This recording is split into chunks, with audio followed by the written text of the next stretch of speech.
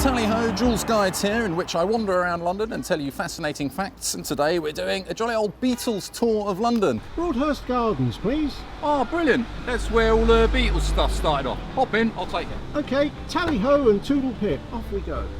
Cheeky swine.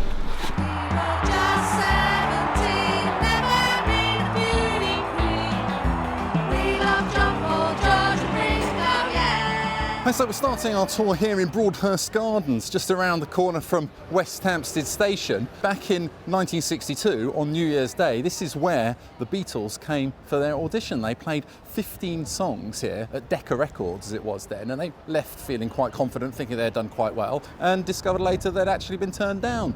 But I have to say, I'm not actually that much of an expert on the Beatles, as you probably already noticed, and I'm certainly not a taxi driver. The real owner of that fine machine is Mark over here. Hi Mark, how you doing?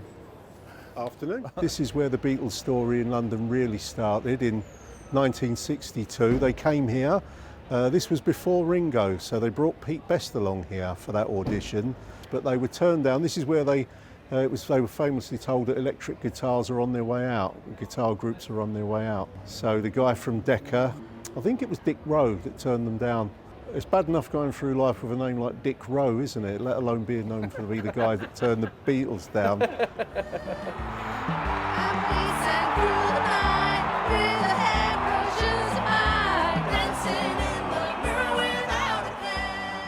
What's so important about today?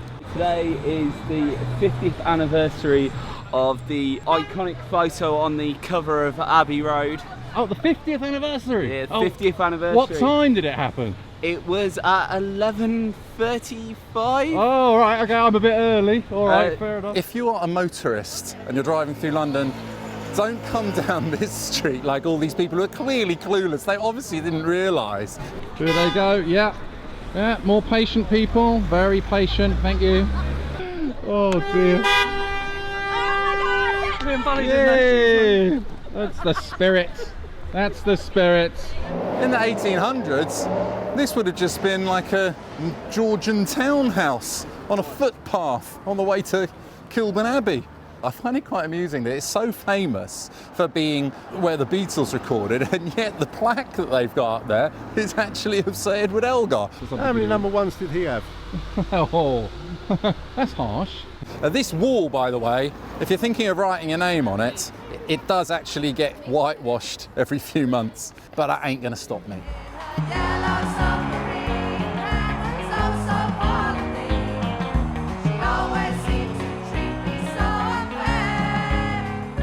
There's so many famous people have recorded here. I mean, virtually everybody that you can name. Amy Winehouse, Pink Floyd recorded here. They did the Return of the Jedi soundtrack in there and Lord of the Rings. Loads of stuff. I haven't got time to list them all here. But I read also that this zebra crossing has now become grade 2 listed. So even though all these motorists who keep driving up here would clearly like it removed, they can't remove it because it's a listed zebra crossing. Because it's strange, because they have to keep repainting it, so it's not really even the same one, probably. Well, it's like Trigger's broom in Only Fools and Horses, isn't it? You know, I've had that broom for 20 years. It's had 20 new heads and 16 new handles. Well, it ain't the same broom, is it, Trig? They really moved it? It was like 3 meters down the road. 3 meters? Oh, 2 meters. So part of it is still in the same place then? Oh, yeah, it started there and it ended right there. But in the photograph, that little manhole cover there, that's still there. There's a little manhole cup. You see halfway across, that's there in the photograph. Oh look, these guys are perfect. Well, bravo! Bravo, perfect. They've been practicing. Yeah. Resurfaced 4 times. 4 It times? was painted about 6 months ago. Do you live around here? Doesn't it show? Thank No, you. this is the original crossing. This is the original site. I know what they do, the locals say it's in a different spot, just to, as a joke. Just to wind people up. That's right. It's not true. I didn't think it was true.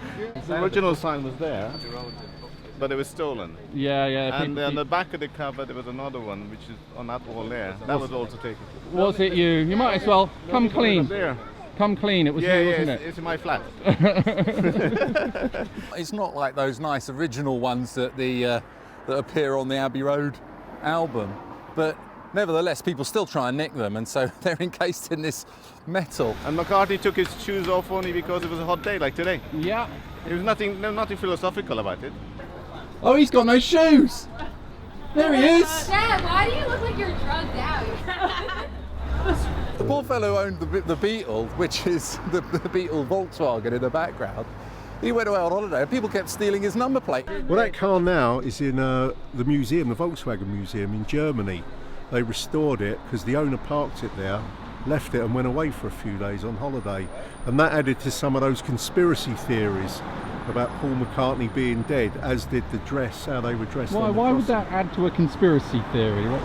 Well, because you're meant to read it as Linda McCartney Weeps. Oh, on the number plate? Yeah. What was it? LMW 281F. Linda McCartney Weeps. Paul would have been 28 if he'd lived. There's so much wrong with that theory, I don't even want to debate it. I'd like to talk about Yoko's good singing. Wasn't she a good singer? Yoko Ono, do you think she was a good singer? He's been trying that on everyone.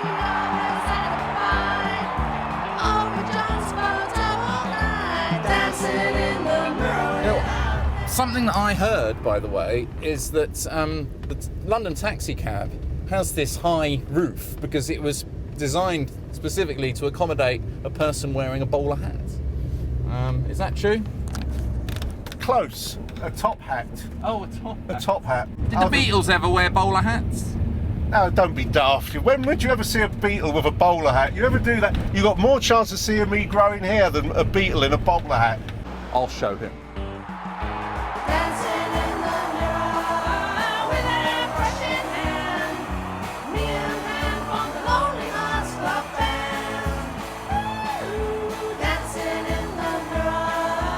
This is number 34, Montague Square, one of the most important places, in my opinion, on this Beatles tour that we're doing. So there's the plaque to John Lennon on the wall.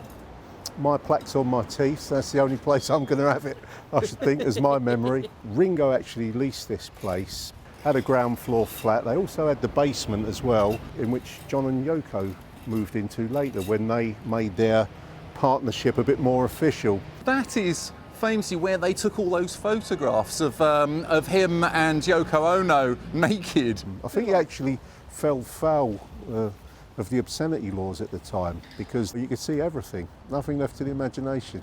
Like Ringo's saying, you know, like you couldn't see his cock was out, you know. You know, like it was still winter when you took those.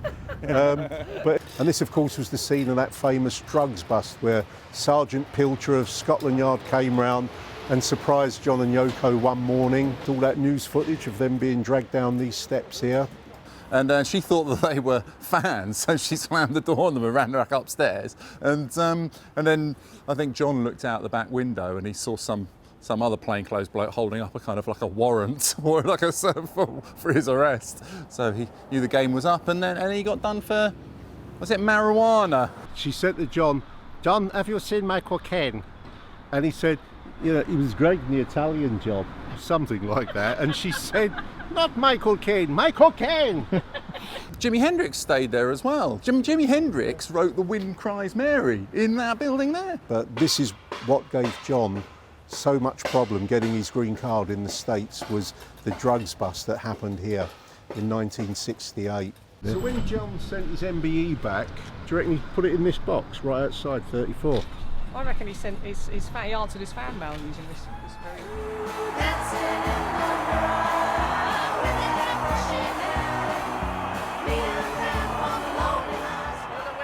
We were in Cavendish Avenue This now. is Paul McCartney's post box. Look at that. You love those post boxes. I do. I love a good post box, and that's a nice one. Look at that. In 1966, Paul McCartney decided to move here to Cavendish Avenue. I think it's that one up there. Not bad for £40,000. I think that's how much he paid for it at the time, 1966. I think one of their songs, "She Came In Through the Bathroom Window," was written after an event which happened here, when one of the fans got over and got into the house. And Came in through the only Paul could window. make a song up out of something that happens like that. A story once where John was a bit pissed with him and he threw a brick. He jumped over that wall and threw a brick through the window, you know, because Paul had annoyed him, as Paul tended to seem to do in those days. Whether it's true or not, who knows. can't come across a cab driver without them going, oh, you never guess who I had in the back of my cab. If you beg me, I shall tell you. Actually, pick Paul's children up. Used to pick them up at the end of the 1980s, and I've been a cab driver a couple of years, bringing them back here from Covent Garden, because they didn't used to order them in the name of McCartney. So I used to pick Stella up when she was a fashion student. The other one was Mary. I picked them up several times and never knew who they were.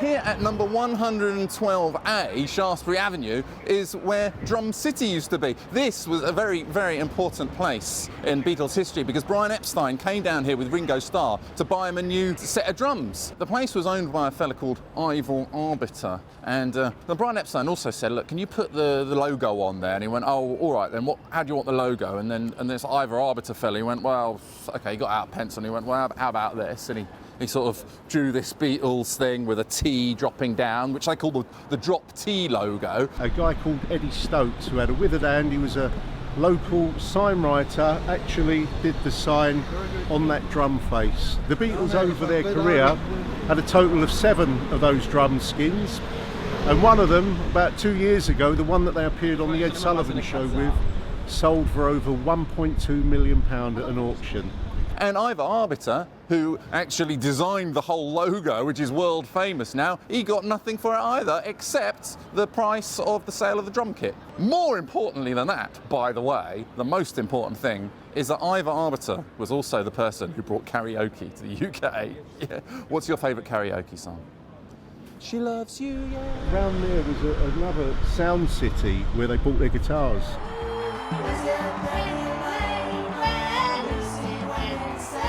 Here in Rupert Street, number 24, just in case you come down there and it's changed again. Back in the 60s, this was Sound City, where the Beatles used to come and buy their musical instruments and stuff. Now it's turned into an ice cream shop. We've been to Drum City, this was Sound City. So this is where the Beatles bought a lot of their early instruments, the Sonic Blue Fender Stratocasters, George's Gretsch guitars. Really? And now it's just ice cream. It's an ice cream shop. And that theatre at the end, Prince of Wales Theatre, that is where John Lennon famously said, those of you in the cheaper seats, clap your hands, and the rest of you, if you just rattle your jewellery. That was it. I didn't realise he was from Wales. And I suppose they probably just walked from their guitar shop round the corner here, down where the Blue Post pub is, down Rupert Court, because there's a famous photo of them just walking along here. No, you're great. No, I need you there. I need you because you're John. No, I'm John Lennon and you're Paul McCartney, and you can be George Harrison. We're missing Ringo Starr. Who wants it? This guy. Okay, we'll get ready. This guy's Ringo Starr coming up now. Okay, he's Ringo. This is Ringo.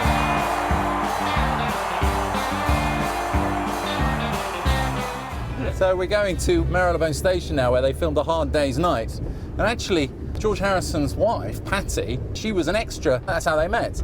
I think she also went on to be involved with Eric Clapton. It's a beautiful train station, this. I think if you want to go to Bletchley Park, you go from here. You can also go from here to Oxford.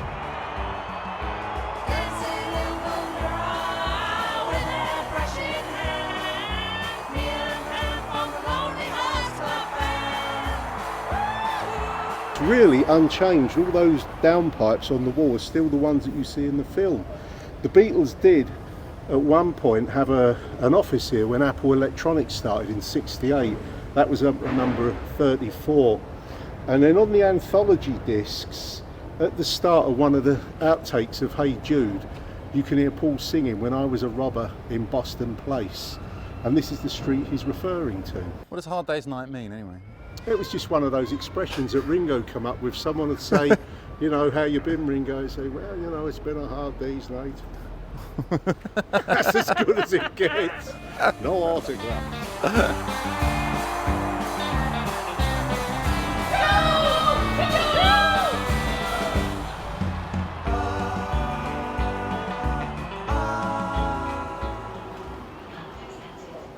This is where the phone boxes were in A Hard Day's Night. Look, you can still see where they, obviously, probably the holes where they screwed the phone boxes to the wall that the Beatles were in A Hard Day's Night at the beginning. You seen A Hard Day's Night? The Beatles? Very famous English pop band in the 1960s. Would you promise to be true and help me understand? Because I've been in love before. Far from home and far from talented. Oh, the dogs. The single's out next week, folks. Oh, we're coming up to near where the Westminster Registry Office is. The scene of 3 Beatles weddings. This is the registry office. This is it. Busiest Yeah. office in Britain. Oh, are you getting married? No, my brother. I'm not getting married. Did you know that the Beatles got married here? Da, da, da, da, da, da, da, da. Actually, Barbara Bach is my favourite Bond girl, I have to be honest. I'm so jealous of Ringo Starr for marrying her here at the registry office in Marylebone Road. She was the one in The Spy Who Loved Me. That's right. But there was crowds and crowds of people out there. My favourite, I like Barbara Bach. In 1981, and what did they turn up there in? A taxi? A taxi. They Oh, turned did up they? in a London taxi. Oh, good That's job. fantastic. Paul got married there twice. Married Linda in 1969. Paul married Nancy Chevelle there just a few years ago, his third wife. After Heaven Mills, his second wife. Could have changed venue. You know what I mean? Do you reckon they used the same ring? Yeah, it's all right, just dust it off. There you go. Sorry, you're not using that one anymore, love. How about you, you know? Cilla Black, another Liverpool artist managed by Brian, friend of the Beatles. Former Coke girl at the Cavern Club, she got married there. I met Cilla Black when You I met her? was on Blind Date. Oh yeah, there Yeah. we are.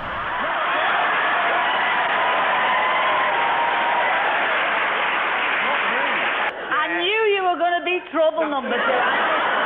I didn't mean. And it was the way you said it. Over John's photo all night, dancing in the mirror without a care. A funny story happened here actually outside Paul's office. I think it was about 1990 and I was just sitting there having a cup of tea just here where we are now. Blonde-haired guy came out and he asked me if I was for hire. I said no, just on a break. And so a cab was coming round the square here and he hailed it, opened the back door of the cab, and then he looked round as if he was checking. And then he waved as if to motion someone out. And George Harrison and Ringo Starr came out of Paul's office there and got in the back of that cab. I'm sitting here, and then Paul and Linda walks out and just stood there waving them off. I couldn't believe it. I turned down essentially picking George and Ringo up. But you wouldn't have had that wonderful story to tell. I don't want the story, I wanted to pick them up.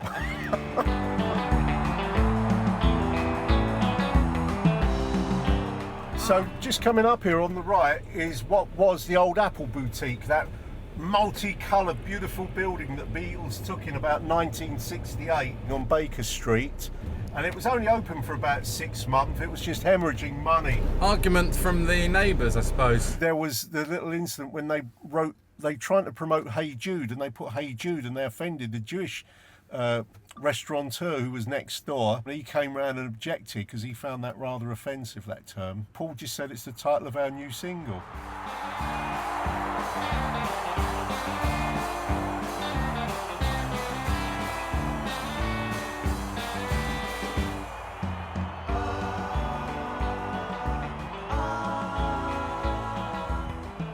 Now we're here in Green Street, and opposite there, number 57, that is the flat which Brian Epstein bought for the Beatles after their second number one, She Loves You. And this is the only place where the Beatles ever all lived together in one place. So they lived there in what is flat L, which was a 3-bedroom flat up on the top floor of number 57. That was in 1963. Paul eventually moved out. He moved in with Jane Asha, and John moved in with Cynthia over in Emperor's Gate in Kensington. Actually, in the Beatles book of 1963, you can actually see them leaning over the stairwell. I always wonder, wherever I've seen that the Beatles have lived or been at some point, we always end up with souvenir hunters chipping pieces off steps, because you look at Savile Row or Abbey Road or anywhere they've been and you see this. Yeah, you're right. Look, If someone's you look just at the neighbours don't seem to suffer with it. perfectly nice and pristine. No one's nicked anything off that bit. Vandals. Not to be encouraged. How long have you been a Beatles fan? About 50 years. 50 years? Yes. When I was a junior high student. Wow. What's your favourite Beatles song? We'll allow you three. Nowhere Man. Nowhere Nowhere Man. Man. That's Yes.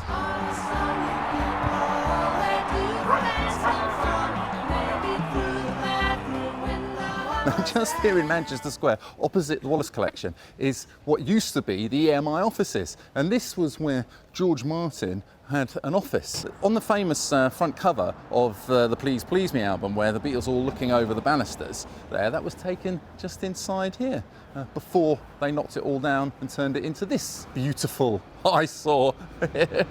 I heard that they preserved the original banister that the Beatles were leaning over, and I think that's in the new EMI headquarters up in West Kensington.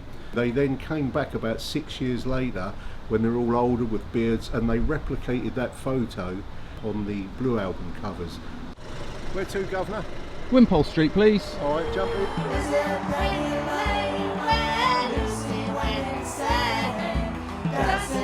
This is the house, number 57 Wimpole Street. In my video about Marylebone, fortunately, I hope no one watched that far, I mistakenly say that Paul McCartney used to live at number 66. He didn't. He lived at number 57, and it was in this house. I think John Lennon actually stayed down there in the basement a bit. They had a piano here and all sorts. And this is where he wrote I Want to Hold Your Hand. This was the Asha family residence in the 1960s. Paul moved in here with his then girlfriend Jane Asha, the actress. This place is quite unique in this was where John and Paul quite often used to finish their songs off. One or the other would write the songs and then they would finish them off together. Down there in the basement is where they had a piano, and that's where Yesterday, or the most recorded song of all time, was actually composed by Paul under the working title of Scrambled Eggs. Scrambled Eggs. So a lot of those early Beatles hits were actually finished off and put together in this house here. And I blooming said it was number 66 in my other video. What an idiot. In case I make any mistakes, feel free to comment, but it's not my fault. Well, it is, all right. That's what we do if he makes a mistake. He said nice things about Yoko. No, he said that the drummer of the Beatles should have been the other guy. Who did you say? Pete Best. He said that Pete Best should be the drummer of the Beatles. Great timing. He kept great timing. They were wrong. They should have kept Ringo out. And I shall be posting Mark's personal home address.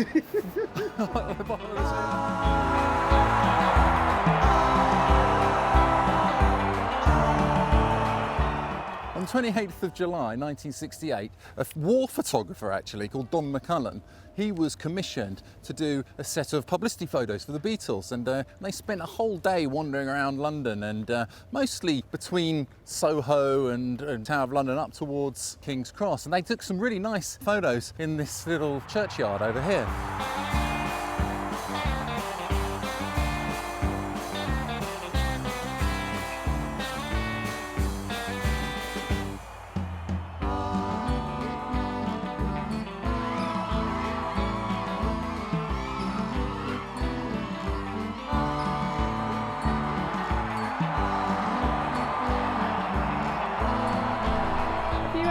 Fun day out, boys? I think we've had a mad day out. Didn't he say give peace a chance? Why did he say that? Because he was fed up with carrots. Because I've been in love before and I found that love was more. Aren't you singing with us? Restart. I'm trying to do a harmony. Oh my God, please don't.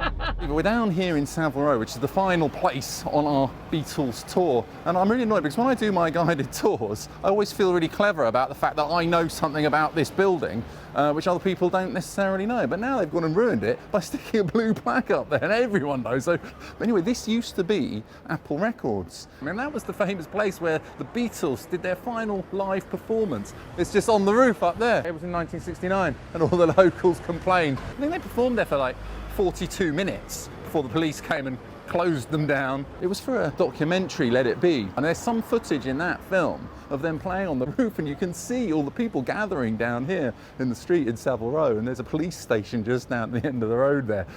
So where's a good pub to finish it off then? I reckon we should go over to maybe the Horse and Groom. If it's good enough for Brian Epstein and the Beatles, they used to have their little meetings in there around the back of Epstein's house. Yeah.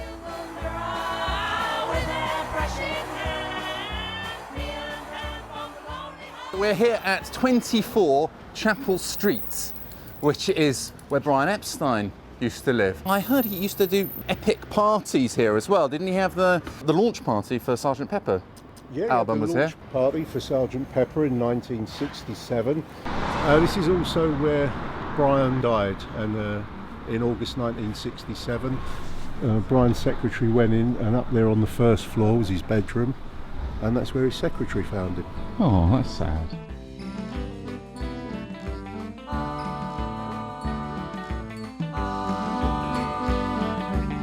Well, you can understand why when you look at this pub, because it's basically at the back of Brian Epstein's house, and it's tucked nicely out of the way, so they're not going to be pestered. And it was said that they used to come in there and have their little meetings with Brian and basically walk out of his back door into this pub.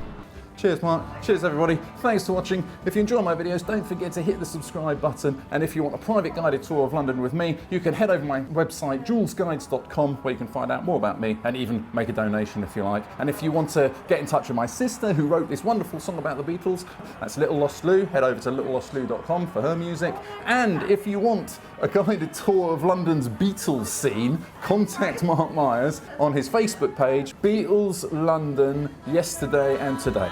Cheers.